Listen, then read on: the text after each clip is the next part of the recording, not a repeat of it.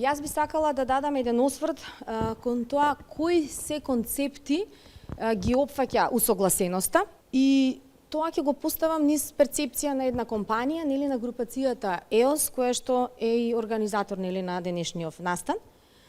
Па тука ќе ги извојам, на пример, конфликт на интерес, корупција, подароци, приватност на податоци, измама, информацијска сигурност, усогласеност со трети страни, антитрусно здружување, спречување на перење пари, корпоративна социјална одговорност.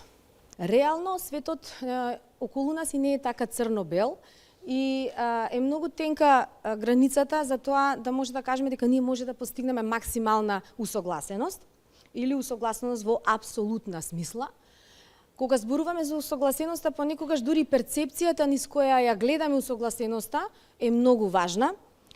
Па така, во последно време, тоа ни го носи концептот ESG, Environmental, Social и Governance, кој што како концепт даде едно ново светло на поимот управување и на поимот усогласеност. Успешно, можам да кажам, втемелувајќи се во неговата дефиниција.